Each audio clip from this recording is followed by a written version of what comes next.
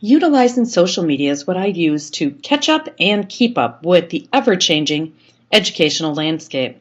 Before we go into all these different sites, make sure that you are not violating your acceptable use policy, district policies, everything. For example, some districts really suggest you don't have anything to do with Facebook. Make sure you know the do's and the don'ts. The other thing is, I've said this repeatedly throughout all the lessons, never, ever, ever, ever put anything on the internet you don't want on the front page of the newspaper and your mother to read it. So we've got to be careful. We've got to really think about this. And we also want to, as we look at all these sites and think about how we use them, we want to think about giving good value back to our social networks. Not just, what did I have for lunch today? The dog is napping kind of thing. So before we go anywhere, just make sure you know your policy. Also, make sure that you be thinking about your digital footprint and what would people find if they did look for you on certain social networking sites. So think about it. And when we're talking social networking, students have to be 13 and older to use almost every one of the social networking sites. So that's why they ask for your birthday, so that they know that you're 13 years and older. Of course, we know some students are going to lie there. Pinterest. This one, I was afraid of Pinterest because I was afraid I'd get sucked in. I love Pinterest for the visual aspect of it, but I love it to connect with people that are passionate about the same topics I am. So, for example, do a lot with iPads in the classroom. And so that is one of my boards that I follow. And as I was looking around, that graphic in the bottom left corner caught my eye, so I thought, I'm going to investigate. I love that too. Good night, iPad. I investigate, so I click. And 500 free educational apps by subject. Awesome. It's an app. It's a free app.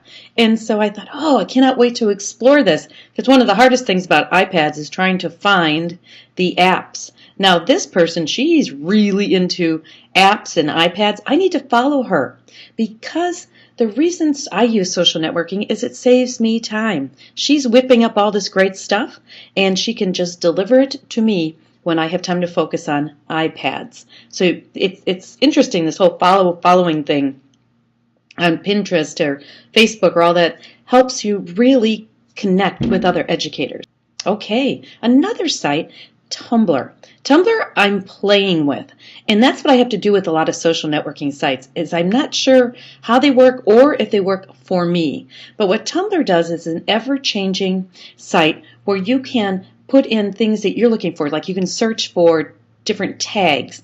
And people that have uploaded images and things like that have tagged their images, so when you search, you can go ahead and find things under those tags. I find this a little bit more for relaxation, just looking at different things and kind of almost like you'd look through a magazine. Okay, so that's Tumblr. Now, Stumbleupon is a little different. Stumbleupon is trying to give you the exact pages that you want on the internet. So you set up your preferences, and then Stumbleupon will find the resources for you. So these are the ones recommended to me. And you can set up what you want. So, I put in a lot about education, and then I don't check this every single day, but it's kind of, again, like reading a magazine, is I get to it when I can, but it's really just giving me the resources I asked for. I don't have to wade through everything. Now, Paperly is a virtual newspaper that you can set up, and you can set up feeds from different things. Like I love Edutopia, and so I have a feed from Edutopia, and as their content changes, my page gets automatically updated. And people can follow my page. They can subscribe to. As you can see, I don't have many subscribers for this one, but that's okay. I'm learning about how this process works. Scoop It is very similar.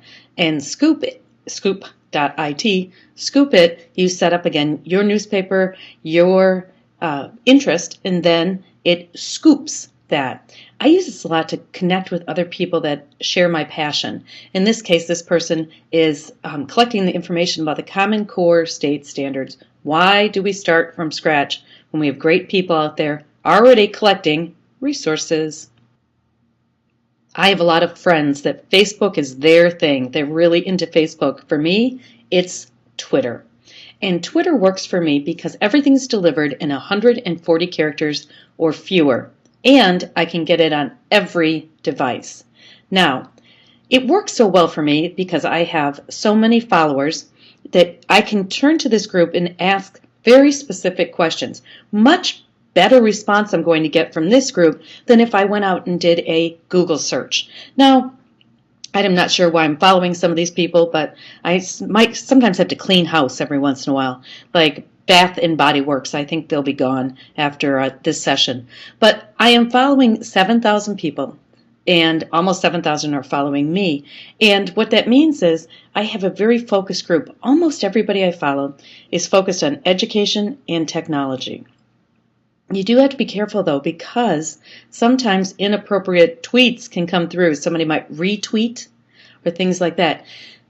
Twitter is difficult to get started because there's a whole language, etiquette, everything about how to Twitter. But you really need to stay fresh, to have the best resources available to you and your students. Twitter, there's just nothing like it. But this is Twitter, actually twitter.com. This is the page. You make your account. That's twitter.com. I never go there unless I need a screenshot just like this, because my tweets are always delivered to me through TweetDeck. TweetDeck was recently purchased by Twitter, so I don't know what that's going to happen. But for me, this is where it finally makes sense, because I can follow certain chats that are specific to certain content areas. Here's all the kindergarten teachers chatting, first grade, second grade. And most of the chats, they meet once a week at a certain time, and then people are chatting, but they usually contribute all week long. So if I'm going to, let's say I'm going to go work with a one-to-one group, I'll follow the one-to-one chat just to see what's new, what's going on. I have a Common Core chat. I chat with principals. And I can't always be live in every chat, but these columns help me kind of see the archive, and I can access the resources that are shared. The nice part about this is I'm not following everybody in the first chat. The only reason I'm seeing their tweets is because they added the hashtag first chat. And then I can follow that whole group. So I can watch and say, oh, that person, I should follow them, and I can actually create more followers that way. Although this looks overwhelming and difficult to do, this simplifies my life. I don't read every single one of these every day. I just use them if I'm going to work with a specific group. This is TweetDeck. That's what you just looked at.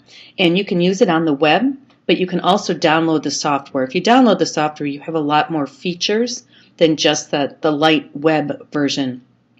But you can do all different things like schedule your tweets. I always try to figure out how people did that. It's like, I know you're teaching today. How do you see those tweets?